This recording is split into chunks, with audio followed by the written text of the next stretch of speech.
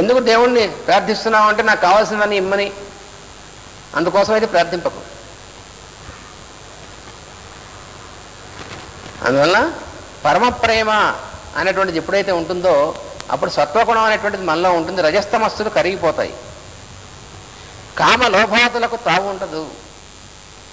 కామం, లోభం, క్రోధం ఇవన్నీ కూడా జయించాలి. ఇది జయించాలి అని అరుస్తే జయించలేరు ఎవరు. ప్రేమతత్వాన్ని ఎప్పుడైతే మనం అవలంబిస్తామో అప్పుడు అవి వాటంతా నశించిపోతాయి, కనబడకుండా పోతాయి. కానీ వాటిని జయించాలి అనేటువంటిది అంటూ ఉంటే ఎలా ఉంటుంది, నినాదాలు చేసినట్టుగా ఉంటుంది. మనం చూస్తూ ఉంటాం లోకల్లో బయట నినాదాలు చేస్తూ ఉంటారు, మంచి పెరగాలి అని, అందరూ న్యాయం చేయాలి, అందరూ చేయాలంటే నేను తప్పని అర్థం అనమాట చేయెత్తేవాడు. నినాదాల వల్ల ఎవరికి దేనికి ఉపయోగం ఉండదు. గోడల మీద రాస్తూ ఉంటారు చూడండి, ఆ గోడల మీద రాసినటువంటిది గోడలు పాడు చేయడం తప్ప ఎవరికి పనికిరాదు. నినాదాలు అనేటువంటి వాడు ఎవడు చేస్తాడంటే పని పాటు లేనివాడు చేస్తాడు. అలాగే ఆదర్శాలు వల్లించడం కోసం కాదు, ఆదర్శాలు ఆచరణలో పెట్టడం కోసం. వాడు వల్లిస్తున్నాడంటే అర్థం ఏంటి, అప్పుడు ఆచరించట్లేదని అర్థం. ఒక ఆయన చెప్పారు, ఒక మహానుభావుడు ఒక ఆయన చెప్పాడంటే ideal is but action postponed అన్నాడు. అంటే నేను సత్యం పలకాలి, ధర్మం పలకాలి అంటే ఇప్పుడు చేయట్లేదు అనమాట అర్థం. ఇప్పుడు చేస్తుంటే పలకాలని తర్వాత సంగతి ఎందుకు, భవిష్యత్తు ఏముంది అక్కడ. అందుకని ఆదర్శాలు అనేటువంటివి అర్థం, ఆదర్శం కాదు ఉండవలసింది, ఆచరణ ఉండాలి. ఆచరణ లేకుండా ఆదర్శాలు ఉంటే వాడు ఎందుకు పనికిరాడు, వాడు తనకి పనికిరాడు, ఇంకోళ్ళకి పనికిరాడు. అందువల్ల కామము మొదలైనటువంటివి, క్రోధము, వాటన్నిటిని కూడా తొలగించుకోవాలి అనేటువంటిది దాని సాధన అనేటువంటిది మొదలెడితే తొలుగుతుంది ఆటోమేటిక్గా. అందుకని పరమ ప్రేమ అనేటువంటిది సాధన చేయాలి. మనస్సు ప్రసన్నమగును. ప్రసన్నమగుట అనగా బురద లేని నీటితో స్పందింపని కోనేరువలే నుండి ఉండక నిలుచును. అది మనస్సు ప్రసన్నమవడం అంటే. మనస్సు ప్రసన్నమవడం అంటే చాలామంది ప్రసన్నం అవ్వడం అంటే ఏమిటి ప్రసన్నం అవడం అంటే మనస్సు ఉన్నా కూడా లేనటువంటి స్థితిలా ఉండడం అన్నమాట. అంటే ఉదాహరణకి ఇక్కడ చెప్పినటువంటి ఉదాహరణ, ఒక కోనేరు ఉంది, ఆ కోనేరులో ఉన్నటువంటి నీళ్లు నిశ్చలంగా ఉన్నాయి, కదలకుండా ఉన్నాయనుకోండి. అప్పుడు నీళ్లు ఉన్నట్టా లేనట్టా? నీళ్లు ఉన్నాయి కానీ లేనట్టే, కదలిక లేదు. అలాగే మన మనస్సు కూడా కోనేరులో నీరు వంటిది. చూసారా, చక్కగా స్వచ్ఛంగా ఉన్నటువంటి దానిలోకి వెళ్ళి కాళ్ళు ఇలా కడిగి కదిలించామనుకోండి కోనేరుని, ఏమవుతుంది, కాసేపటికి బురద పైకి వచ్చేస్తుంది. అలాగే మన మనస్సు కూడా ఎప్పుడైతే అటు ఇటు కదులుతూ ఉంటుందో అలా మనస్సు కదులుతూ ఉన్నప్పుడు దానిలో ఉన్నటువంటి బురద, కామం, క్రోధం ఇవన్నీ కూడా వస్తాయి. అలాగే నిశ్చలమైనటువంటి స్థితి ఎప్పుడైతే వస్తుందో అప్పుడు ఉన్నప్పుడు కూడా లేనట్టు అనేటువంటి స్థితి వస్తుంది. అది కావాల్సినటువంటిది ప్రసన్నం అవడం అంటే అది ఎప్పుడు అవుతుంది, భగవంతుని యందు మనస్సు పెట్టినప్పుడు అవుతుంది. దాని యందు అరణ లేనట్లు మనస్సున సంగము ఉండదు. సంగం అంటే అర్థం ఏమిటంటే అంటుకోవడం. ఆ అంటుకోవడం ఉండదు. బురద ఎలా అయితే అంటుకోకుండా ఉంటుందో స్వచ్ఛమైన నీళ్ళలో, అలా మనస్సుకి అంటుకోవడం ఉండదు. అదే భగవద్గీతలో కూడా చెప్పినటువంటిది. యోగస్థ కురు కర్మాణి సంగం త్యక్త్వా ధనం జయా అన్నాడు. నువ్వు చేసేటువంటి ప్రతి పని కూడా యోగ స్థితిలో ఉండి చెయ్యి, అప్పుడు సంగం అనేటువంటిది లేకుండా ఉంటుంది, అప్పుడు నీకు ఏది అంటదు అన్నాడు. సంగం అనగా అభిప్రాయములు కలుగుట. మనస్సు సంగం అంటే అది. అవి తనవి అనిపించుట. అలలు లేనప్పుడు కోనేటిలో నీరు కనిపించుటకు బదులు ఆకాశము కనిపించును. ప్రసన్నమైన మనస్సుండుటకు బదులు ఈశ్వరుడుండును. అది ఉదాహరణ. కదలకుండా ఉన్నటువంటి నీరుందే, అది చూస్తుంటే నీరు కనిపిస్తుందా, ఆకాశం యొక్క ప్రతిబింబం కనిపిస్తుంది. అందుకనే స్వచ్ఛంగా ఉంటుంది, స్వచ్ఛమైనటువంటి ఆకాశం కనిపిస్తూ ఉంటుంది. అలాగే మన మనస్సు ఈ అభిప్రాయాలు అనేటువంటి సంగములు లేకుండా, బురద లేకుండా ఉన్నప్పుడు మనస్సు ఈశ్వరుడే ఉంటాడు మనస్సులో. అందుకనే మనకేం చెప్పారంటే చిన్నపిల్లలు యొక్క మనస్సు ఉదాహరణ ఇచ్చారు. చాలా చిన్నపిల్లలు ఉంటారు, వాళ్ళ మనస్సులో భగవంతుడు ఉంటాడు అన్నారు. అంటే ఏమిటి, మనలో లేడు, మనలో ఉన్నాడు కానీ వాళ్ళ స్థితి, వాళ్ళ మనస్సు యొక్క స్థితి ఎట్లా ఉంటుంది చూడండి. వాళ్ళకి అభిప్రాయాలు అనేటువంటివి ఇంకా ఏర్పడలేదు. చిన్నపిల్లవాడు చూడండి, ఎదురుకుండా తినే వస్తువు ఉందనుకోండి, తినాలనిపిస్తే తీసుకుని తినేస్తాడు. మనం తీసుకుంటే అని అనుకుంటారేమో, తీసుకోవాలని లోపల ఉంటుంది, లోపలేమో నీరు ఊరిపోతూ ఉంటుంది నోట్లను, తీసుకోవాలని ఉంటుంది. వాళ్ళు తీసుకోమని అంటే బాగుండి తీసుకోవచ్చు, ఇట్లా అభిప్రాయాలన్నీ ఉంటాయి అన్నమాట బుర్రలో. అది చిన్నపిల్లలకి మనకి తేడా. అందుకు వాళ్ళ సంఘం లేనటువంటి వాళ్ళ స్థితిలో వాళ్ళు ఉన్నారు, మనము సంఘం ఉన్నటువంటి వాడు ఉన్నాం. నిస్సంగత్వం అంటే ఆ స్థితి అనమాట. చిన్నపిల్లల యొక్క మనస్సు ఏ స్థితిలో ఉందో ఆ స్థితి. అంటే ఏమిటి? అనుభూతి తప్ప అభిప్రాయం ఉండదు. ఇది చిన్నపిల్లల మనస్సుకి మనకి తేడా. దీన్నే జీసస్ అనేటువంటి పరమ గురువు ఏం చెప్పాడంటే, చిల్డ్రన్ ఆర్, పిల్లల గురించి చెప్తూ, all experience and no thought అన్నాడు. పిల్లల యొక్క స్థితి, చిన్నపిల్లల యొక్క స్థితి ఏమిటంటే సంపూర్ణమైనటువంటి అనుభూతే తప్ప దాని గురించినటువంటి ఆలోచన అభిప్రాయము లేకుండా ఉంటుంది. ఆ అభిప్రాయాలు ఉండవు. ఆ స్థితి అది మనం కోల్పోయాం.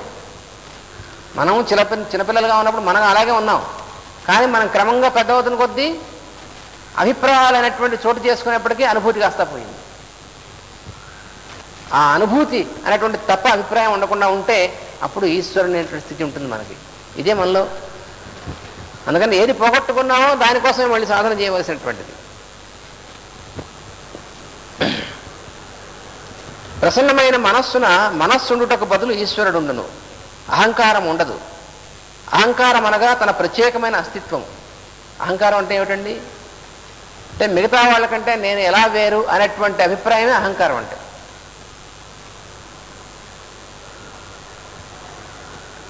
ఐడెంటిటీ కాన్షియస్నెస్ అంటారు అది. అహంకారం అన్నది జడము చేతనము ముడివడుట వలన ఉద్భవించును. చేతనం అనగా నేను అను మెలకువ. చైతన్యం అంటే అర్థం ఏమిటండి? నేను అనేటువంటిది లోపల ఏదైతే ఉందో అదే చైతన్యం, మహాచైతన్యం అంటే. ఆ నేను అనేటువంటిది అందరిలో ఉన్నటువంటిది ఒకటే నేను కదా. ఆ నేను, ఈ నేను వేరుంటుందా? పరమాణు దగ్గర నుంచి బ్రహ్మ వరకు కూడా ఎక్కడైనా సరే నేను అనేటువంటిది ఒకటే ఉంటుంది. అంతేకాని భారతీయుడికి ఒక నేను, ఇంకో దేశం వాడికి ఒకటి, ఇంకో కులం వాడికి ఒకటి, అలా ఉంటుంది నేను అనేటువంటిది. ఎవరికి అంతా ఎవరైనా సరే మన పేర్లు వేరే ఉండొచ్చు, మనం వేరే జాతులు అయి ఉండొచ్చు, కానీ లోపల నేను అనేటువంటిది మాత్రం ఎవరైనా సరే ఒకటే. దానిలో ఏమీ తేడా లేదు. అది భగవంతుడు అంటే, అది మహాచైతన్యం అంటే. అందువల్ల చైతన్యం అనేటువంటిది నేను అనేటువంటి మెలకువ. జడం, మనలో జడం కూడా ఉంది. జడం ఏమిటండి అంటే నాది అనేటువంటిది. మనలో రెండు ఉన్నాయి, గుర్తుపెట్టుకోండి. నేను, నాది. నేను అనేటువంటిది ఈశ్వరుడు, నాది అనేటువంటిది అంతా మాయ, జడం. ఇది చెప్పినటువంటిది. నేను అనేటువంటిది ఒకటే ఉంటుంది. నాది అనేటువంటివి కొన్ని వందలు వేలు ఉంటాయి, విపరీతంగా ఉంటాయి. అన్ని నాది, ఇది నాది, ఇది నాది, ఇది నాది. ఎన్ని నాదులు ఉన్నాయండి? ఒకటే. మన రోజు పొద్దు నుంచి రాత్రి లెక్కేసుకుంటే ఎన్ని ఉన్నాయండి? ఈ నాది అనుకునే దాంట్లో ఉన్నంతప్పుడు కూడా ఆ నేను అనేటువంటిది మర్చిపోతాం మనం. అక్కడే ఉంది అసలు రహస్యం. నేను అసలు ఎవరు అంటే నేను లోపల అసలు స్వరూపుడు నేను అని మర్చిపోతాం. రోజంతా ఎంతో కొట్టుకుంటాం నాది, ఇది నాది. ఈ నాది అనేటువంటిది వచ్చేప్పటికి నాది, నీది, వాడిది, అతనిది ఇలా వచ్చేస్తున్నాడు. మొత్తం అంతా కలగాపలగం అయిపోయింది. ఇది సంసారం అంటే. సంసారం అంటే ఎక్కడో భార్య పిల్లలు, లేకపోతే ఎక్కడో వీళ్ళు, అదిగా సంసారం అంటే. ఈ నాది అనేటువంటి అభిప్రాయమే సంసారం అంటే. దానివల్లే వచ్చే మొత్తం అంతా కూడా. ఈ నాది అనేటువంటిది వచ్చేప్పటికి ఏమవుతుంది? నా నాది వేరు, నీ నాది వేరు. దాన్ని బట్టి ఒకరికి మధ్యలో కాంపిటీషన్ అనేటువంటిది వస్తుంది. ఆ కాంపిటీషన్ అనేటువంటిది మహాభయంకర పిశాచం. మొత్తం జాతులందరూ కూడా ఒకరితో వాళ్ళు కొట్టుకోవడం. ఎందుకు కొట్టుకుంటున్నారు ఈరోజు? ఈ కాంపిటీషన్ అనేటువంటి దానివల్ల. సృష్టిలో ఉన్నటువంటిది కోఆపరేషన్, మన మానవుడు కల్పించుకున్నటువంటిది కాంపిటీషన్. మనకు తెలియక మన పిల్లలకు కూడా బోధిస్తూ ఉంటాం, కాంపిటేటివ్ స్పిరిట్ ఉండాలిరా అంటే వాళ్ళని పూర్తిగా నాశనం చేస్తున్నాం అనమాట. కాంపిటేటివ్ స్పిరిట్ అంటే అర్థం ఏంటి? పిల్లవాడు మిగతా అందరికంటే ఫస్ట్ వాడు రావాలి. మరి ఎలాగంటే అలా అనుకోవడం తప్పే. ఏమనుకోవాలి? మావాడు కూడా అందరితో పాటు బాగా రావాలనేటువంటిది అనుకోవాలి. కానీ నా పిల్లవాడు మిగతా అందరికంటే ఫస్ట్ రావాలంటే మిగతా వాళ్ళు తక్కువ రావాలని అర్థం.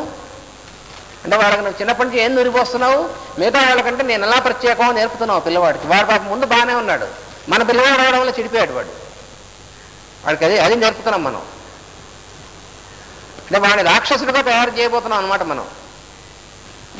వాళ్ళటువంటి దైవత్వాన్ని పోగొట్టి రాక్షసత్వాన్ని నింపుతున్నాం మనమే. అది కాంపిటేటివ్ స్పిరిట్ అంటే. ఎంత ఘోరమైనటువంటిది మనం చేస్తున్నటువంటిది. అంటే మన క్లాసులో అందరికంటే మన పిల్లవాడు ఫస్ట్ రావాలనుకోవడం ఎంత రాక్షసత్వం అండి. అలా ప్రతి తండ్రి అనుకుంటే ఎలాగా అంతమంది ఎలా వస్తారండి? అప్పుడు టెన్షన్ వచ్చేది. అప్పుడు మనవాడు ఫస్ట్ రావాలంటే ఏం చేయాలనేటువంటి మెథడ్స్ వెతుకుతాం.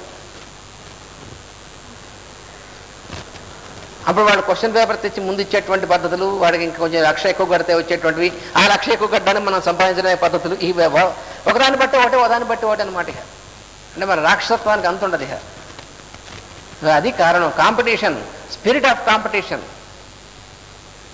ఈనాడు ప్రపంచంలో ఉన్నటువంటి జాతులు, దేశాలు ఒకరితో ఒకరు కొట్టుకుని నశించడానికి కారణం అదొకటే, స్పిరిట్ ఆఫ్ కాంపిటీషన్. నేను సంవత్సరం రష్యా వెళ్ళినప్పుడు మాస్కోలో టీవీ ఇంటర్వ్యూ చేశారు. మాస్కో టీవీ వాళ్ళు, మీతో ఇంటర్వ్యూ కావాలన్నా. సరే కావాలంటే సరే అన్న. వాళ్ళు అన్నీ అడిగేవో అవి ఇవి అన్నీ అడిగి చివరికి అడిగారు, ఇప్పుడు మాకు రష్యాలో ఇప్పుడు ఉన్నటువంటి పరిస్థితి ఇలా ఎందుకు ఉంది, కారణం ఏమిటి అని. అప్పుడు ఎప్పుడున్నాను రష్యాలో అంటే, ఎప్పుడైతే అక్కడ బాంబులు పేలుతున్నాయో, వైట్ హౌస్ ఫిరంగులతో పేలుస్తున్నారో అప్పుడే ఉన్నాను అక్కడ మాస్కోలో. అప్పుడు అడిగారు అనమాట. అది చెప్పా, ఇప్పుడు ఈ పరిస్థితికే కాదు, ఎప్పటికైనా సరే, ఏ దేశంలో అయినా సరే, ఏ జాతికైనా సరే ఇట్లాంటి పరిస్థితి రావడానికి ఒకే ఒక కారణం ఉందని చెప్పాను. ఏమిటంటే స్పిరిట్ ఆఫ్ కాంపిటీషన్. ఎవరు గొప్పవాడు అవ్వాలి, ఎవరు బలవంతుడు అవ్వాలి, అదేగా మరి కారణం. ఇంత సింపుల్గా ఉంటుందే కారణం, ఇదే సింపులే కారణం. మరి దీని సొల్యూషన్ కూడా చెప్పండి అన్నారు. అది కూడా సింపులే అన్న. ఏమిటంటే replace it by spirit of cooperation. అంతే. కాంపిటీషన్ తీసేసి కోఆపరేషన్ పెట్టండి, అసలు ఇంకేం ఉండదు. అదే మనం కూడా తెలుసుకోవాల్సింది. మన జీవితాన్ని మన జాతిని మనం మొత్తం అంతా కూడా నరకం చేసుకోవడానికి కారణం ఏమిటంటే కోఆపరేషన్ అనేటువంటి తీసి కాంపిటీషన్ పెట్టుకున్నాం మనం ఎడ్యుకేషన్ అనేటువంటి పేరుతో కాంపిటీషన్ నేర్చుకుంటున్నాం. మన పిల్లలకు కూడా అదే నేర్పుతున్నాం చిన్నప్పటి నుంచి. మన పిల్లవాడు నోట్స్ పక్కవాడికి ఇచ్చాడు కూడా, జాగ్రత్త నీ నోట్స్ తీసుకుని వాడు బాగా రాసేస్తాడు, నీకు మార్కులు పోతాయి అని మనం నేర్పేది వాడికి. అవునా కాదా? అంటే ఈ పూర్తిగా నాశనం అయ్యేటువంటివి ఏవి ఉన్నాయో అవే నేర్పుతున్నాం మనం పిల్లలకి. మన పిల్లలు మన దగ్గర నుంచి ఏం నేర్చుకుంటారండి? వాడు చిన్నప్పుడు మొట్టమొదటి చదువుకునేప్పుడు అంటాడు, సత్యమే చెప్పగలను, అబద్ధం పలకరాలని చదువుకుంటాడు పాపం పుస్తకంలో. వాడు నిజం అనుకుంటాడు, సిన్సియర్గా నమ్ముతాడు. ఆ తర్వాత ఒక రోజు మనం ఎవరి దగ్గర అప్పు తీసుకున్నామో వాడు వచ్చి తలుపు కొడతాడు. పిల్లవాడు తలుపు తీస్తాడు, నాన్నగారు ఉన్నారా అబ్బాయి అంటే ఉన్నారండి అంటాడు. ఎందుకంటే సత్యం పలకాలకి పాపం చదువుకున్నాడు కాబట్టి వాడు వెంటనే ఆచరణలో పెడతాడు. ఆ పిల్లాడిని లోపల పిచ్చి 2 నిమ్మకాయలు కొడతాం మనం. యథా నేను ఉన్నాను ఎందుకు చెప్పేవాడు. కానీ అదేమిటండి మీరు ఇంట్లో ఉన్నారు కదా, ఉన్నారని చెప్పకూడదు ప్రతివాడికిను అని చెప్పి వాడిని కొడతాం. అప్పుడు వాడికి అనుమానం వస్తుంది, అంటే చదువుకునేప్పుడు అలా చదువుకోవాలి, ప్రవర్తించేప్పుడు ఇలా ప్రవర్తించాలి కావాల్సి అని చెప్పి తెలుసుకుంటాడు. జ్ఞానం వస్తుంది వాడికి, పిల్లవాడికి. అవునా కాదా మనం చేస్తున్నటువంటి పని? పిల్లలకి మనం ఎలా నేర్పుతున్నాం? మనం అలా నేర్పి వాళ్ళు పెద్దవాళ్ళు వాళ్ళు వేరే రకంగా ఉంటే నా పిల్లవాడు పాడైపోయాడు. మాస్టర్ గారు అన్నారు, నా పిల్లవాడు చెడిపోయాడంటే అర్థం ఏంటంటే నీ పిల్లవాడు కాబట్టి గుర్తుంచుకోమన్నారు. ఏమి అనుకోవడానికి ఏమీ లేదు. ఎందుకంటే అవును కదా, మన వల్లే మనం ఏం నేర్పాము వాళ్ళకి? సేవ చేయడం నేర్పామా? మంచి లక్షణాలు నేర్పామా? మనం ఏం చేస్తే వాళ్ళు అది చేస్తారు, మనం ఏం చెప్తే చేయరు వాళ్ళు. మన ఉదాహరణ వాళ్ళు ఫాలో అవుతారు. వాళ్ళ ముందు మనం ఏం చేస్తున్నామో అదే రేపొద్దున వాళ్ళు చేస్తారు. చాలా ఒళ్ళు దగ్గర పెట్టుకోవాలి పిల్లల దగ్గర. అందువలన తన ప్రత్యేకమైనటువంటి స్థితి నాది అయినటువంటిది ఎంత ఉందే అదంతా కూడా జడము. ఇది శరీరము మునగ స్థితులుగా నుండును, జడము చేతనము ముడి సడలినప్పుడు ఈశ్వరతత్వం ఒక్కటే ఉండును. నీటిపై మంచుగడ్డ తేలుచున్నప్పుడు రెండు వస్తువులు ఉండును, మంచు కరిగినప్పుడు నీరు ఒక్కటే ఉండును. అదే ఉదాహరణ. అహంకారము సడలినప్పుడు మాయమగును, అప్పుడు మన ఎందున్న సొంత తరహాలన్నీ మాయమగును. ఈ సొంత తరహాలు అనేటువంటి ఉంటాయే, ఇవి పూర్వాభ్యాసం యొక్క ఫలితములు.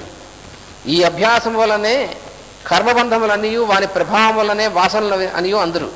ఈ అభ్యాసములే కర్మబంధాలు. మన సొంత అభ్యాసాలు అనేటువంటివి కర్మబంధాలు, వాటినే వాసనలు అంటారు.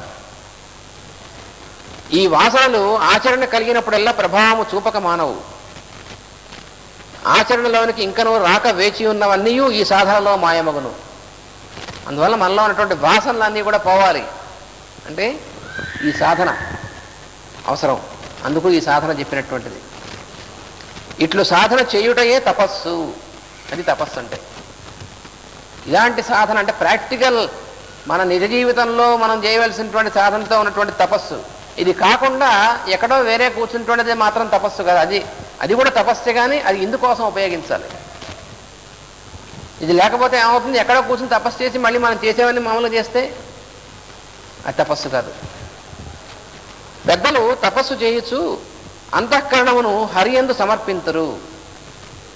దానితో ఆనంద స్థితిని అనుభవించు నేర్పరితనమున అహంకారమును సడలించుకొందురు. అంతఃకరణ ఏమిటండి అన్నారు.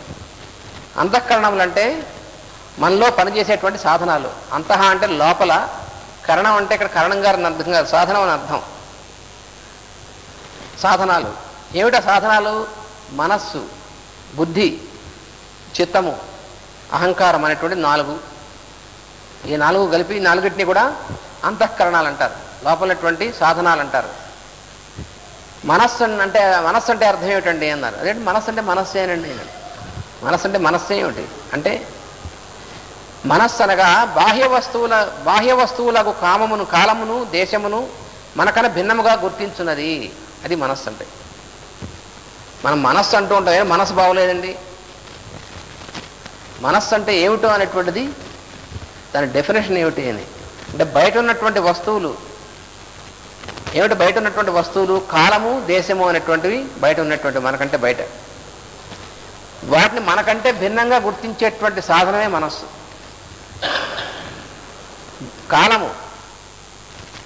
కాలం అంటే తెలుసు మనకి. దేశం అంటే మన చుట్టూ ఉన్నటువంటి పరిస్థితులు, మన చోటు అన్నమాట. అందుకని ఎక్కడున్నాము, ఎప్పుడున్నాము, ఆ ఎక్కడున్నాము ఎప్పుడున్నాము అనేటువంటిది మనకంటే వేరుగా గుర్తింప చేసేటువంటిది ఏదైతే ఉందో అది మనస్సు అంటారు. దాని ఎందే వస్తువు ప్రతిబింబించుతున్నప్పుడు దాని వలె ప్రవర్తించును. ఈ మనస్సుకు ఏమిటంటే ఏ వస్తువు ఎందు ప్రసరిస్తుందో దానిలా ప్రవర్తిస్తూ ఉంటుంది. అది మనసుకున్నటువంటి లక్షణం. ఇట్లు ప్రవర్తించుట ఇంద్రియముల సహాయమున జరుగును. మనస్సు ఇంద్రియాల ద్వారా పనిచేస్తూ ఉంటుంది. అందుకనే మనఃషష్టాని ఇంద్రియాణి ప్రకృతిస్థాని కర్షతి అని భగవద్గీతలో చెప్పాడు స్వామి. ప్రకృతిస్థాని ఇంద్రియాణి, ఇంద్రియములన్నీ కూడా ప్రకృతి అనేటువంటి దాని యందు పనిచేస్తూ ఉంటాయి. దానివల్ల వాటి ద్వారా ఈ మనస్సు అనేటువంటిది పనిచేస్తూ ఉంటుంది. అందుకని మనస్సు ఇంద్రియముల ద్వారా బయటికి పనిచేస్తూ ఉంటుంది ఎప్పుడు కూడా. ఇట్లు ప్రవర్తించుట ఇంద్రియముల సహాయమున జరుగును. ఇట్లు జరుగుతున్న స్థితిలో ఇంద్రియములను మనస్సును కలిపి చిత్తమందురు. అది చిత్తం అంటే. మనస్సు ఎప్పుడైతే ఇంద్రియాల ద్వారా బయట అన్నిటి మీద పనిచేస్తూ ఉంటుందో అప్పుడు ఆ పనిచేస్తున్నటువంటి స్థితిని చిత్తం అంటారు. ఆ చిత్తం యొక్క చేసేటువంటి, అలా ప్రవర్తించేటువంటి తీరుని చిత్తవృత్తి అంటారు. అది మనకి పతంజలి యోగ సూత్రాల్లో చెప్పినటువంటిది. యోగం అంటే ఏమిటి అంటే మొట్టమొదటి చెప్పాడు ఆయన. యోగ చిత్తవృత్తి నిరోధ అన్నాడు. ఈ చిత్తముల యొక్క వృత్తి అనేటువంటి దాని నుంచి మళ్లించడమే యోగం అంటే అన్నాడు. వృత్తి అంటే వర్తించుట అనమాట. అది నిరోధం అంటే మళ్ళీ అక్కడ చాలామంది పొరపాటు పప్పులో కాలేశారు. నిరోధంగానే దాన్ని కట్టిపెట్టుట, నిరోధించుట అన్నారు. నిరోధించడం అనేటువంటి సాధ్యం కాదని చెప్తే మళ్ళీ నిరోధం. నిరోధం అంటే అర్థం అంటే వెనక్కి మళ్లించడం, సహజమైనటువంటి స్థితికి తీసుకురావడం. మంచి చెడ్డలను వేరుగా గుర్తింపగల శక్తి బుద్ధి అనబడును. బుద్ధి అంటే డిస్క్రిమినేషన్, పవర్ ఆఫ్ డిస్క్రిమినేషన్. ఏది మంచి ఏది చెడు ఆ రెండు మన లోపల ఉన్నటువంటిది, అది కూడా ఉంటుంది. ఈ బుద్ధి అందరిలోనూ ఉంటుంది. వీడి బుద్ధి లేదు అంటుంటారు, అంటే ఉంది కానీ బుద్ధి పనిచేయదు. చిత్తవృత్తిని నిరోధించాలి. చిత్తాన్ని నిరోధించడం అసాధ్యమైనటువంటి పని. బుద్ధి అనేటువంటిది మనలో ఉంటుందండి, ప్రతి వాళ్ళలోనూ ఉంటుంది. కానీ దాన్ని చెప్పినట్టు వినం మనం. ఏమండి, మనకి ఎట్లా ఉంటుందంటే, మనలో ఆకలి వేస్తుంది, అన్నం తినేసాం, భోజనం అయిపోయింది. అయిపోయిన తర్వాత ఎవరో స్నేహితుడు వచ్చాడు. వచ్చిన తర్వాత సరదాగా హోటల్కి వెళ్దాం రా అన్నాడు అనుకోండి, వెళ్ళాం. వాటితో పాటు మళ్ళీ టిఫిన్ తినమన్నాడు. లోపల చెప్తూ ఉంటాడు, వరే ఇప్పుడే భోజనం చేసావు, వద్దు తినకూడదు అని లోపల బుద్ధి చెప్తాడు. చెప్తాడో చెప్పడా? ప్రతి వాళ్ళకి చెప్తాడు లోపల. బుద్ధిగారు అందరికీ ఉంటాడు పాపం. కానీ యువత మనస్సు కాడు, ఆ నోర్మ ఈ ఒకసారి తినేయచ్చులే అని వీడు చెప్తాడు అనమాట. అది జరిగేటువంటిది. అక్కడ ఉంది మన ఇబ్బంది అంతా కూడా. ఈ ఒకసారి పర్వాలేదు లేవాయ్ అంటాడు వీడు, మనస్సుగాడు. ఒరే కాదురా నాయన, తర్వాత మంచి రోగం వస్తుంది, ఇప్పుడే కదా చేసావు, ఆకలి లేనప్పుడు తినకూడదు అని లోపల చెప్తాడు. ఏడ్చావా నువ్వు, కాసేపు నోరు మూసుకో అని ఆ బుద్ధిగారిని మనం వినం. అది మనం చేసేటువంటి పని. కానీ తర్వాత రోగం వచ్చాక అప్పుడు అరే తెలియక చేసామండి అంటారు. తెలియక చాలామంది ప్రపంచంలో పొరపాటు పని చేసి తెలియక చేశారు అంటూ ఉంటారు. తెలియక చేయరు. తెలియకపోతే ఎందుకు చేస్తారండి? తెలియకపోవడం ఉంటుంది. ఎవరికైనా తెలియనటువంటి వాడు ఎవరన్నా ఉంటాడా? అసలు ఎవ్వడూ తెలియని వాడు లేడు. మాస్టర్ గారు చెప్పారు ఒకసారి, ఏంటంటే పాపం తెలియక తప్పు చేశాడు, దొంగవాడు ఉంటాడు. వాడు తెలియక దొంగతనం చేశాడని అంటాడు. వాడును జేబు కొట్టేసి తెలియక చేశానంటాడు. ఏంటి తెలియక? వాడు కొట్టవాడని తెలియదా? వాడు పట్టుకున్న తర్వాత ఒరే ఎందుకు చేశారంటే తెలియక చేశానండి అంటాడు. అలాగే మనం కూడాను, అరే నీకు తింటే పడదు, కడుపు నొప్పి వస్తుంది తెలుసు కదా, నీకు ఎందుకు చేసావు అంటే తెలియక చేశాట. తెలియక కాదు, తెలిసే చేస్తాం మనం. మనసులో అందుకని ఇగ్నోరెన్స్ అనేటువంటి మాటకి తెలియకపోవడం అర్థం కాదు, మామూలుగా తెలియకపోవటం అని అర్థం చెప్తారు. కానీ మాస్టర్ గారు వివరించారు దాన్ని. Not knowing how to know అన్నారు దాన్ని, ఇగ్నోరెన్స్ అనేటువంటి మాటకి. మన ఎక్కడ డెఫినేషన్ సరిగినటువంటి డెఫినేషన్ అప్పటిదాకా చూడలేదు. మన మాస్టర్ గారు గురువు గారు చెప్పారు, ఇగ్నోరెన్స్ అంటే మామూలుగా నాట్ నోయింగ్ అని చెప్తారు. వెంటనే అర్థం నాట్ నోయింగ్ కాదు, not knowing how to know. Not knowing ఎవరు ఉండదు, తెలియనటువంటి వాడు ఎవడు లేడన్నారు సృష్టిలో. తెలియకపోతే ఇప్పుడు వాడు దొంగతనం చేసిన జేబు కొట్టేసిన వాడు తెలియక చేశాడు అనుకోండి, వాడు తెలియక చేస్తే అందరూ మీ ఎదురుకుండా ఉన్నప్పుడే మీ జేబు నుంచి కొట్టేస్తాడు. అది తెలియక చేయడం అంటే. చాటుగా కొట్టేస్తాడంటే అర్థం ఏంటి? చేయకూడదు తెలిసి కొట్టేస్తున్నాడు అర్థం, అవునా కదా? చాటుగా చేసాడంటే అర్థం ఏమిటండి? తెలియక చేస్తే ఎదురుకుండా చేయాలి, అది తెలియక చేయడం అంటే. చాటుగా చేస్తున్నావు ఏ పనైనా అంటే అర్థం ఏంటి? చేయకూడదు తెలుసు అన్నమాట లోపల. అందుకని తెలియకపోవడం అనేటువంటిది మాత్రం ఎక్కడా ఉండదు. అది మనం మోసం చేసుకోవడం, తెలియక చేసామని. అందుకని బుద్ధి అనేటువంటిది లోపల పాపం వివేకం చెప్తూ ఉంటుంది. ఏం చేయొచ్చు, ఏం చేయకూడదు, ఏ పని చేయాలి, ఏ పని చేయకూడదు చెప్తూనే ఉంటుంది. కానీ మనం వినం. అది వచ్చినటువంటిది. నేను అన్న తెలివి శరీరాదులకు కూడగట్టుకొని ఒక వస్తువుగా గమనింపబడుట అహంకారం అనబడును. 4 చెప్పారు కదా ఇక్కడ, మనస్సు, చిత్తము, బుద్ధి, అహంకారం 4 చెప్పారు కదా. అహంకారం అంటే ఏమిటంటే నేను అనేటువంటిది ఏదైతే ఉందో లోపల ఆ తెలివి, ఇందాక చైతన్యం అని చెప్పామే, అది ఈ శరీరం మొదలైనటువంటి వాటన్నిటిని కలిపి ఒక వస్తువుగా గమనింపబడేటువంటిది ఏదైతే ఉందో దాన్ని అహంకారం అంటారు. దాన్ని ఇంగ్లీష్లో చాలామంది ట్రాన్స్లేట్ చేశారు, కానీ మాస్టర్ గారు దాన్ని ఏమన్నారంటే అయామ్నెస్ అన్నారు. అంటే నేను అనేటువంటిది దాన్ని కలిపి ఒక వస్తువుగా అనేటువంటి ఆ వస్తువుగా భావించేటువంటిది అహంకారం. దాన్ని ఎడ చెప్పాలి ఇంగ్లీష్లో? దాన్ని ఆయన కాయిన్ చేశారు, అయాన్నెస్ అన్నారు. అతడు మనచే దేవుడని భావింపబడు అభిప్రాయముగా ఉద్భవించును. హరి అనగా మనల్ని రక్షించుటకు దిగివచ్చు దేవుని రూపము. అతడు మనచే దేవుడని భావింపబడు అభిప్రాయముగా ఉద్భవించును. వాని యందు అంతఃకరణములను సమర్పించుకొనుచు జీవితము నడుపుట వలన ఆనంద సిద్ధి కలుగును. అందువల్ల ఆనందం అనేటువంటిది ఆ అనుభూతి ఎప్పుడు కలుగుతుందంటే, ఎవరైతే అంతర్యామిగా ఉన్నటువంటి వాడు, ఎవరైతే భగవంతుడు ఆయన ఎందుకు సమర్పిస్తూ ఎప్పుడైతే జీవితాన్ని మనం నడుపుతామో, అంటే మనకి మనం అనుకుంది వస్తే మనం అనుకుంది రాకపోతే అనేటువంటిది వదిలేసి మనం చేయవలసింది చేస్తూ వచ్చేటువంటి ఫలితం ఆయన దగ్గర నుంచి వచ్చిందని స్వీకరించడానికి సిద్ధంగా ఉన్నప్పుడు అప్పుడు సమర్పణ అనేటువంటిది ఉంటుంది. ఇది ఈ తత్వం సూతుడు శౌనకాది మునులకు చెప్పినటువంటి దానిలో ఇదనమాట. దీని తర్వాత ఏం చెప్తున్నాడంటే త్రిమూర్తి తత్వం గురించి చెప్పాడు. పరమపురుషుడొక్కడాధ్యుడు పాలనోద్భవనాశముల్ సొరిది చేయ ముకుంద పద్మజసూలి సంజ్ఞల వాకృత స్ఫురిత సత్వరజస్తమంబుల పొందునందు శుభస్థితుల్ హరి చరాచర కోటికిచ్చు అనంత సత్వ నిరూఢుడై అని ఒక త్రిమూర్తి తత్వం చెప్పారు. ప్రాకృతం, ఇక్కడ ప్రాకృతం ఉండాలి. అంటే దేవుడు ఒక్కడే సృష్టి నిర్వహణమునకై ముగ్గురుగా దిగివచ్చును. అంటే త్రిమూర్తి యొక్క తత్వం ఏమిటో చెప్తున్నారు అనమాట. మరి ముగ్గురు ఉన్నారు కదా, ముగ్గురుగా దిగి వచ్చాడు కానీ వచ్చినటువంటిది ఒకటే అన్నారు. కొంతమంది పేరు పెట్టుకుంటున్నారు త్రిమూర్తి గారు అని.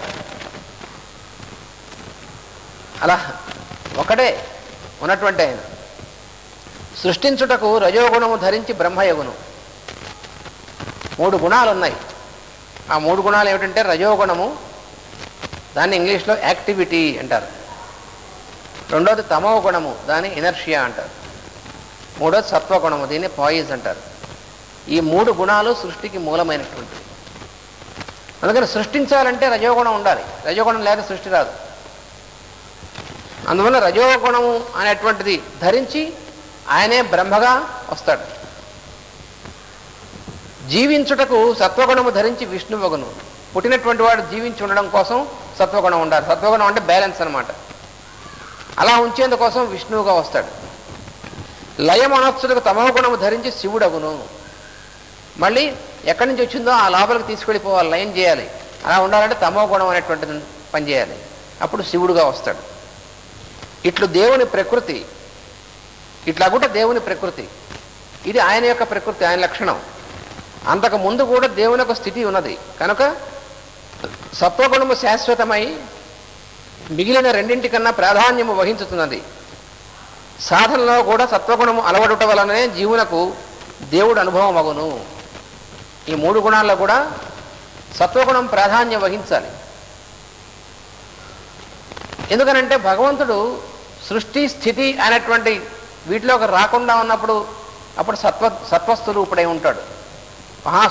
శుద్ధ సత్వస్వరూపుడుగా ఉంటాడు. అందుకని మనలో కూడా సత్వగుణం ప్రధానం అనేటువంటిది ఎప్పుడైతే వహిస్తామో, మన సాధనలో ఉంటుందో అప్పుడు మనకి భగవద్ అనుభూతి ఎప్పుడు మన యందు ఉంటుంది. అందుకని సత్వగుణం అనేటువంటిది కావాలి.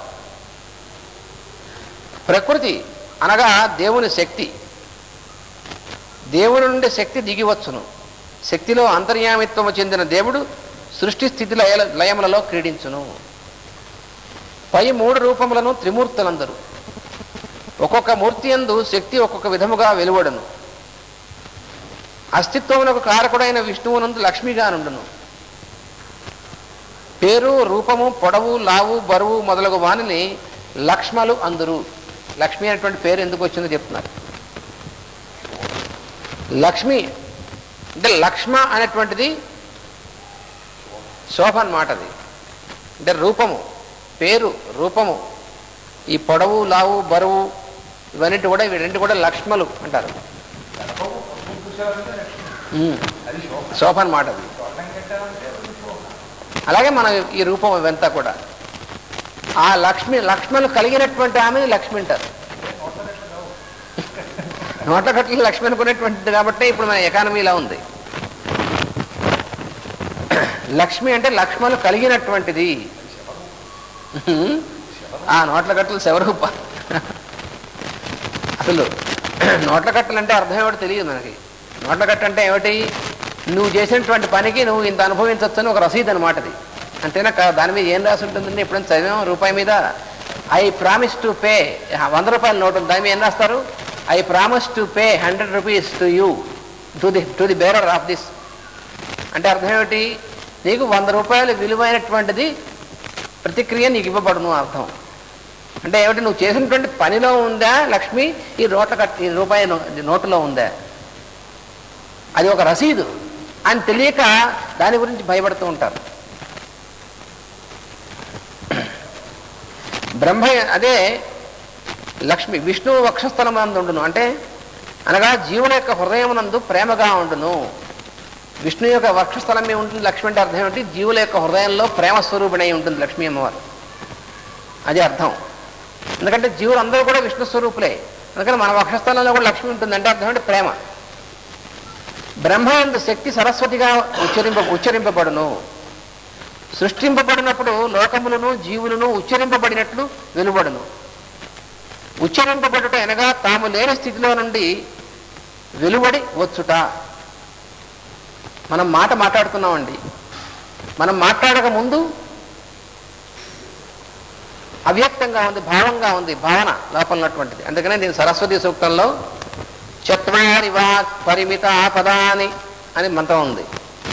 దానిలో చెప్తాడు ఏమిటంటే చత్వారి వాక్ పరిమిత పదాని తాని విదుర్బ్రాహ్మణాయే మనీషిణ. అయితే ఆ మూడింటిలో నాలుగింటిలో 3 గుహలు ఉంటాయటండి.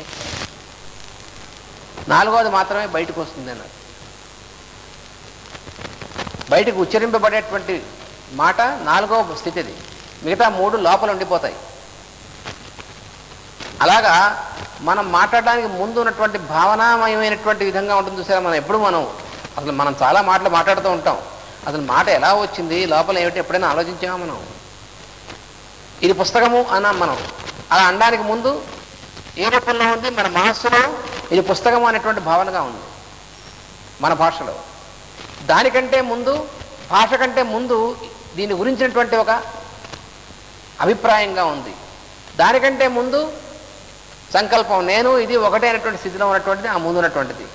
దాన్నే ఈ బయటికి మనం ఏదైతే ఉచ్చరిస్తున్నామో ఇది పుస్తకము, మనం బయట మాట్లాడేటువంటిదంతా కూడా దాన్ని వైఖరి అంటారు. ఈ ఉచ్చరించడానికి ముందు మానసికంగా ఉన్నటువంటిది ఏదైతే ఉందో దాన్ని మధ్యమా, దానికంటే ముందు దాని గురించినటువంటిది అభిప్రాయంగా ఉన్నటువంటిది పశ్యంతి అంటారు, చూస్తున్నటువంటిది అనమాట. అంతకంటే ముందు ఏమీ అభిప్రాయం లేకుండా చూసేటువంటి వాడు, చూడబడేది, ఉచ్చరింపబడేది ఒకటిగా ఉన్నటువంటి దాన్ని ఫరా అంటారు. ఇలా 4 స్థితులు ఉంటాయి వాక్కి. అందులో 4వది మాత్రమే బయటికి మనం ఉచ్చరిస్తున్నాం, మిగతా 3 బయటికి రావు, లోపల ఉండేటువంటిది. అందువల్ల ఈ సృష్టి కూడా అంతే. ఉచ్చరింపబడుట అనగా తాము లేని స్థితిలో నుండి వెలువడి వచ్చుట, అది ఉచ్చరించడం అంటే. అంతర్వాహిని అంటారు సరస్వతి నదిని.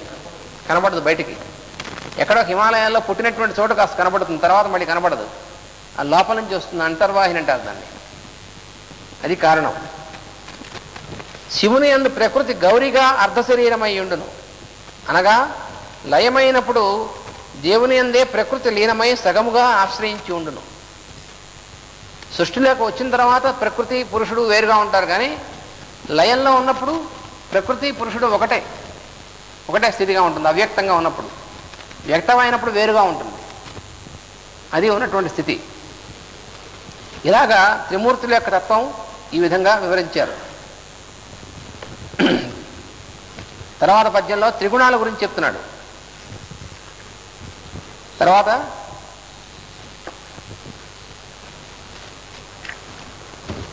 మరియు నొక్క విశేషంబు గలదు, కాష్టంబు కంటే ధూమంబు, ధూమంబు కంటే త్రయీమయంబైన వహ్ని ఎట్లు విశేషంబగు వగునో అట్లు తమోగుణంబు కంటే రజోగుణంబు, రజోగుణంబు కంటే బ్రహ్మప్రకాశకంబకు సత్వగుణంబు విశిష్టంబగు. దొల్లి మునులు సత్వమయుండని భగవంతుడు హరిని అధోక్షజుంగులిచిరి. ఇది దీనికి ఉదాహరణతో పాటు ఇస్తున్నారనమాట. ఏంటంటే నిప్పు అంటుకొనినటువంటి ఒక కట్టె ఉందనుకోండి, దాన్ని చూసాం. చూస్తే దానిలో 3 ఉంటాయి. కట్టె ఒకటి ఉంటుంది, మంట ఉంటుంది, పొగ ఉంటుందండి. మూడుగా ఉంటుంది. అది 3 భాగాలు ఉంటాయి. ఈ మూడింటిలోనూ స్థూలమైనది ఏదండి? కట్టె. కట్టె కంటే సూక్ష్మమైంది పొగ, పొగ కంటే సూక్ష్మమైంది మంట. జాగ్రత్తగా గమనించాలి. కట్టె, పొగ, మంట. మంట ఏమో అతి సూక్ష్మమైనటువంటిది, దానికంటే కొంచెం స్థూలమైంది పొగ, దానికంటే స్థూలమైంది కట్టె. ఈ మూడింటిని భావిస్తే కట్టె యందు ఉన్నటువంటి స్థితి తమో గుణము, అంటే నిద్ర వంటి స్థితి. పొగ యందు ఉన్న స్థితి రజోగుణము, అంటే ఇది మేల్కొన్నటువంటి స్థితి అన్నమాట, కదలిక ఉన్నటువంటిది. మంట అను స్థితి సత్వగుణము, అంటే తన వెలుగును తానుండుట అనేటువంటిది. మిగిలిన 2 స్థితులను తనచే ప్రభావితం అగుట, అంటే ఆ ముందు ఉన్నటువంటి మిగతా 2 స్థితులు దేనివల్ల ప్రభావితం అవుతాయి? ఈ మంట వల్ల. అందువల్ల సత్వగుణం వల్ల మిగతా 2 ప్రభావితం అవుతూ ఉంటాయి ఎప్పుడు. అట్లే సాధన చేయనప్పుడు రజస్తమస్సులు సత్వముచే ప్రభావితములగును. ఎప్పుడైతే మనం సాధన చేస్తామో ఆ లోపల నేను అనేటువంటి వెలుగు యందు మనం ఉన్నప్పుడు ఆ వెలుగు ఎందు నిలవడమే సత్వగుణం అనేటువంటిది పనిచేస్తుంది. అప్పుడు ఈ రజస్తమ గుణాలు అనేటువంటి ప్రభావితం అవుతాయి. ఇప్పుడు అగ్ని త్రయీమయము అన్నారు. అగ్ని అనగా కట్టెకు వేడిమి, కంటికి వెలుగు, తనకు తెలివైన స్వరూపము, ఇలా 3 రూపాయలు ఉంటుంది. ఎందుకంటే త్రేతాగ్నులు అంటారు అగ్ని అనేటువంటిది. అగ్ని గురించి చెప్పినటువంటిదే అగ్ని సూక్తాలు అనేటువంటివి ఋగ్వేదంలో ఉన్నాయి. చాలా పెద్ద సైన్స్ అది. ఋగ్వేదంలో అసలు ఋగ్వేదం మొట్టమొదటి సూక్తం మొదలే అగ్ని సూక్తంతో మొదలవుతుంది. అగ్నిమీళే పురోహితం యజ్ఞశ్చ దేవం ఋత్విజం హోతారం రత్నధాతమం అని. ఆ అగ్ని సూక్తాలు అనేటువంటిది చాలా పెద్ద సైన్స్ అది. అంటే ఇప్పుడున్నటువంటి మోడర్న్ సైన్స్కి అర్థం అవడం కోసం ఆ అగ్ని సూక్తాల్లో ఉన్నటువంటి వివరణ మోడర్న్ సైన్స్కి ఇంకా అర్థం కాదు, మోడర్న్ ఫిజిక్స్కి. ఆ అగ్ని సూక్తాల వివరణే ట్రిటైజ్ ఆన్ కాస్మిక్ ఫైర్ అనేటువంటి గ్రంథంగా జ్వాలాకుల మహర్షి ఆయన హిమాలయాల గుహల్లో నుంచి డిక్టేట్ చేస్తే న్యూయార్క్లో ఉన్నటువంటి ఆయన యొక్క శిష్యురాలు ఆ పుస్తకం రాసింది, ఆలిస్ బెయిలీ అనేటువంటి ఆవిడ. హిమాలయ గుహల్లో ఉండి ఆయన డిక్టేట్ చేసేవారు అక్కడి నుంచి. అక్కడ న్యూయార్క్లో ఉన్నటువంటి నివాసంలో కూర్చుని ఆవిడ రాసింది ట్రిటైజ్ ఆన్ కాస్మిక్ ఫైర్ అని. అది అర్థం అవడం చాలా మేధావులందరూ కూడా చదువుతున్నారు, ఎవరికి అందుబట్టదో పట్టాను. ఎందుకంటే ఆయన చెప్పాడు మాస్టర్ గారు, డిక్టేట్ చేసిన జ్వాలాకుల మహర్షి. ఇది 21వ శతాబ్దం చివరికి వచ్చేప్పటికీ ఫిజిక్స్ టెక్స్ట్ బుక్గా ఉండేటువంటి గ్రంథం రా అబ్బాయి అన్నాడు. దానిలో ఇచ్చాడు ఫైర్ అంటే ఏమిటి అని, అగ్ని అనేటువంటిది. అదేది ఋగ్వేదంలో ఉన్నటువంటి అగ్ని సూక్తాల యొక్క వివరణం అది. అదే ఋగ్వేదంలో ఉన్నటువంటి సంస్కృతంలో ఉంది. దాన్ని మనకి తెలుగులోనే ఏ మాస్టర్ గారు చెప్పారనుకోండి, ఇదే ఏడిసింది అనుకుంటాం మనం. అందుకని దాన్ని ఇంగ్లీష్లో ఇచ్చారు ముందు, అక్కడి నుంచి ఇక్కడికి వస్తుంది. ఆ ఇంగ్లీష్లో చెప్పినటువంటి ఆయన మా మహర్షి, జ్వాలాకుల మహర్షి హిమాలయాలని చెప్పారు. కానీ అక్కడి నుంచి వస్తుందన్నమాట. తర్వాత మన టెక్స్ట్ చదువుకున్న తర్వాత మనం చదువుకుంది, అప్పుడు చదువుకుంటాం మనం. ఇప్పుడు మనం చదువుకునే ఫిజిక్స్ ఏది పాశ్చాత్యులు చదువుకుని అందులో ఉన్నటువంటిది ఆ డాల్టన్ థియరీ అవన్నీ చెప్పుకుని తూనాబుడ్డంబాలని మళ్ళీ అది మళ్ళీ అయిపోయింది. డాల్టన్ థియరీ తప్పు, డాల్టన్ థియరీ ముందు చెప్తారు మనకి ఇండియాలో చెప్పేటువంటి ఫిజిక్స్లో. అది చెప్పి మళ్ళీ దాంట్లో ఉన్నటువంటి ఇది తప్పు, ఆ తర్వాత ఈ థియరీ, ఆ తర్వాత న్యూటన్స్ లా, ఇప్పుడు అది తప్పు. ఏ తప్పు అదెందుకు ఒప్పేదో ముందు చెప్పాడవచ్చు కదా, అది చెప్పరు. ముందు తప్పు చదువుకుని అప్పుడు కాదు తుడి చేసుకుని మళ్ళీ ఒప్పు చెప్పుకుని, ఇదే చదువు అంటే. అందుకని ఇది కూడా అప్పుడు వస్తుంది. అందుకని అగ్ని గురించినటువంటిది, అగ్ని అంటే మనకు నిప్పు ఒకటి తెలుసు. అగ్ని అంటే మనం చూస్తున్నటువంటి మంట ఉందని, ఆ మంటని మనం అగ్ని అంటున్నాం. ఆ మంట అంటే ఏమిటి? అగ్ని యొక్క శరీరం అన్నమాట. ఫ్లేమ్ అని మనం చూస్తున్నటువంటిది. వాట్ ఈజ్ ఫ్లేమ్ అంటే the physical body of fire, అది అందులో ఇచ్చినటువంటిది. ఫైర్ అంటే అగ్నితత్వం. ఆ అగ్నితత్వం యొక్క భౌతికమైనటువంటి వ్యక్తమైనటువంటి స్వరూపమే మనం చూస్తున్నటువంటి మంట. అందుకని అగ్ని అనేటువంటిది మనం చూసేటువంటి ఎలక్ట్రిసిటీ, లైట్, ఇవన్నీ కూడా అగ్నితత్వం యొక్క సంబంధించినటువంటివే. హీట్, లైట్, ఎలక్ట్రిసిటీ, మ్యాగ్నెటిజం, ఈ మొత్తం అన్నీ కూడా కలిపి ఫైర్ అనేటువంటిది. అందుకని సృష్టిలో ఉన్నటువంటిది అతి ముఖ్యమైనటువంటిది ఫైర్ అంటే అగ్ని. చుట్టుచూపు కలిగించేటువంటిది ఒక చోటే. అగ్ని త్రయీమయము. అగ్ని అనగా కట్టెకు వేడిమి, కంటికి వెలుగు. మనం కంటికి చూసేటువంటిది ఎందువల్ల, దేనివల్ల చూస్తున్నాం? అందుకనే మనకి 5 ఇంద్రియాలు ఉన్నాయి. మనకి ఆ 5 ఇంద్రియాలకినూ 5 పంచభూతాలకి ఉన్నటువంటి సంబంధం ఏమిటి? ఎప్పుడైనా ఆలోచించామా మనం? ఈ సమస్త విజ్ఞానం మన దాంట్లో ఉన్నటువంటిదే. కానీ మనం ఎప్పుడు మనం చదువుకున్నటువంటిది ఏవో చదువుకుంటున్నాం, కానీ అసలు తెలియదుగా మనకి. అసలు 5 ఇంద్రియాలు ఏమిటో కూడా మనకు తెలుస్తావు. అంటే మీ అందరికీ తెలుసు అనుకోండి, కొంతమందికి ఏమిటా పంచేంద్రియాలు? పంచేంద్రియాలు 5 ఫిజికల్గా ఉన్నటువంటి భాగాలు. ఆ పంచేంద్రియాలు పనిచేసేటువంటి 5 మనకున్నటువంటివి అవే కన్ను, ముక్కు, నాలుక, చెవి, చర్మము. వీటి ద్వారా పనిచేసేటువంటి 5 ఇంద్రియాలు ఏమిటంటే శబ్ద, స్పర్శ, రూప, రసమాత్ర అనేటువంటి తన్మాత్రలు. అందులో ఏ ఇంద్రియానికి ఏ భూతానికి పంచభూతాలు. భూతాలంటే ఏమిటండి అంటే భయంకరమైన రాక్షసులు కాదు. భూతాలంటే వేటి వల్ల మనం చేయబడ్డామో ఆ పదార్థాలు, అవి 5 ఉన్నాయి. అవే పృథివీ అంటే మనం చూసేటువంటి పదార్థం, మ్యాటర్ అంటాం. తర్వాత ఆపస్సు అంటే జలములు, నీరు. తేజస్సు, తేజస్సు అంటే మనం ఫైర్ ఇప్పుడు చెప్పుకుంటున్నాం అదనమాట, అది అగ్ని అంటారు. తర్వాత వాయువు, తర్వాత ఆకాశము. ఇందులో మనకి పృథ్వీ తత్వానికి సంబంధించినటువంటిది ఏదండి? మనలో ఉన్నటువంటి ఇది వాసన చూసేటువంటిది మన ముక్కు పృథ్వీకి సంబంధించినటువంటి ఇంద్రియం. అందుకని గంధవతి పృథివీ అంటారు. ఘ్రాణేంద్రియం, అలాగ వాసన చూచుట అనేటువంటిది పృథ్వీకి సంబంధించినటువంటి లక్షణం, మ్యాటర్. అలాగే జలములు అనేటువంటిది ఏదైతే ఉందో అది మనకు దేనికి సంబంధించినటువంటిది? రుచి చూచేటువంటిది జలములు సంబంధించినటువంటిది. అది నాలుక. అందుకనే సంస్కృతంలో నాలుకని రసన అంటారు. రసం అంటే రుచి కదా, టేస్ట్. అందుకని రుచి చూచేటువంటిది. తర్వాత మనలో చూడగలిగేటువంటి శక్తి, చూచుట, దీనివల్ల వెలుగు వల్లే కదా, అది అగ్ని.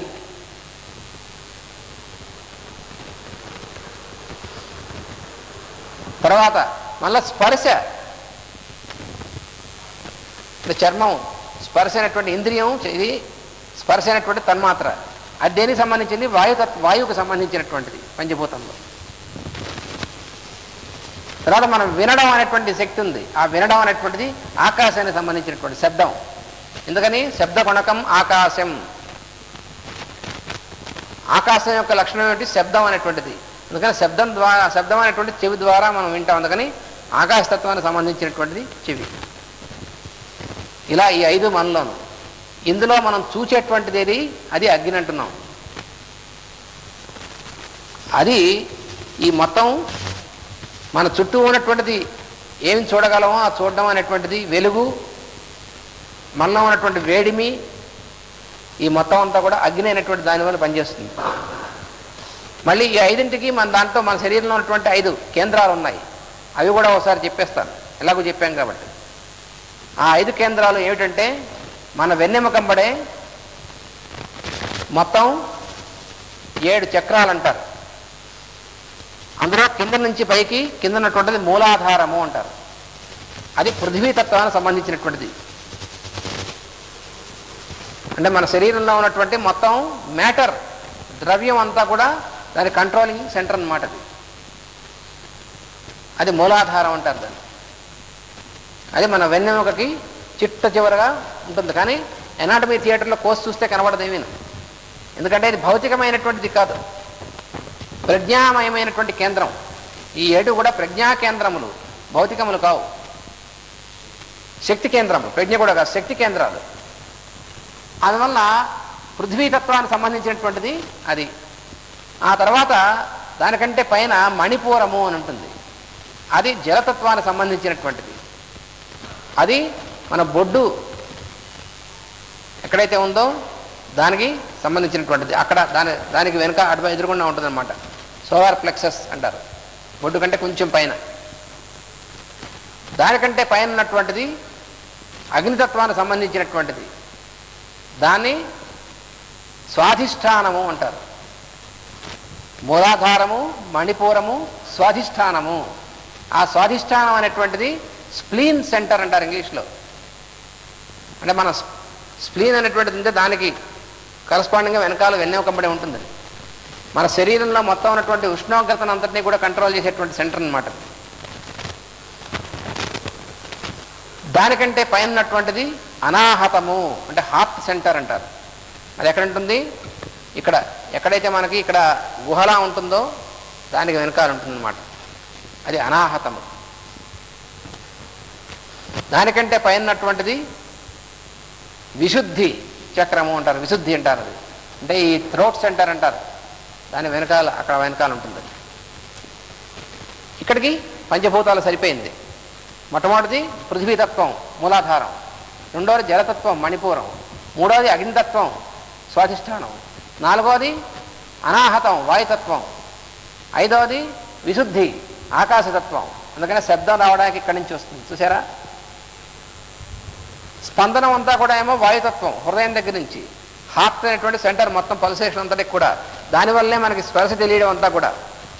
స్పర్శ తెలిసేటువంటి చర్మం దగ్గర కానీ స్పందన వల్ల స్పర్శ తెలుస్తుంది. ఆ స్పందనం ఎక్కడి నుంచి వస్తుంది? హృదయ కేంద్రం నుంచి వస్తుంది. అది కలిగించేటువంటిది అనాహతం. ఆ పైన ఉన్నటువంటిది విశుద్ధి, మొత్తం మన శబ్దానికి కావాల్సినటువంటిది అంతా కూడా అక్కడ ఆకాశంతో సంబంధం ఉన్నటువంటిది. ఆ పైన ఉన్నటువంటిది చక్రాన్ని ఏమన్నారు?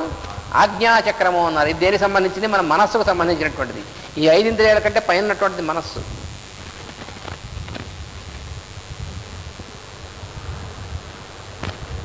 ఈ 6 కాకుండా పైన ఉన్నటువంటిది అన్నిటికంటే పైన ఇంకోటి ఉంది, అది చక్రం కాదు, అది పద్మం అన్నారు.